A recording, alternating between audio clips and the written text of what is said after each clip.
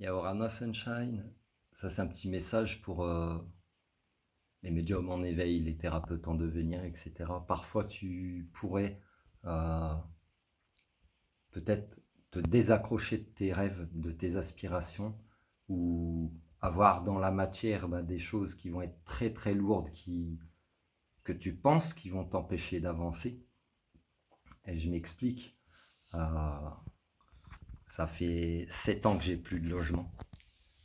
Ça fait 4 ans que je voyage dans ma façon. Donc des fois je dormais dans ma bagnole, des fois j'étais hébergé chez des gens, etc.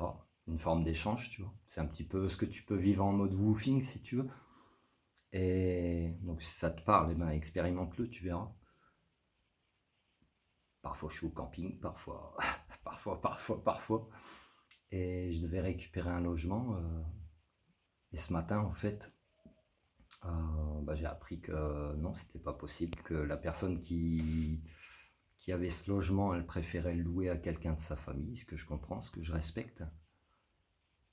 Mais du coup, ça m'a mis un petit coup au moral, tu vois, la matière, à quel point elle te descend ton énergie parfois.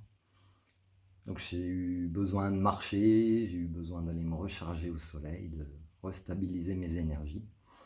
Et puis j'étais posé à un endroit, il y a des gens qui sont venus se faire un petit barbecue à côté, profiter du soleil, etc. Et puis donc il y avait deux hommes, deux femmes. Et à un moment, on me tape sur l'épaule. Moi, j'étais dans mon monde avec ma musique et tout, en train de prendre le soleil.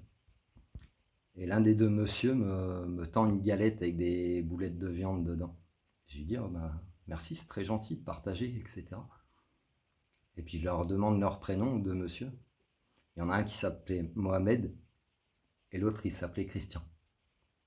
Voilà. Donc, parfois, en fait, t'as des frissons, t'as pas froid.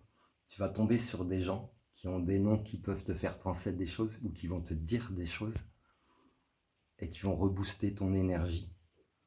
Parce que j'ai pas voulu les embêter plus que ça aussi. J'étais pas là pour gratter une galette. Et quand je suis parti, Christian m'a dit, allez, courage.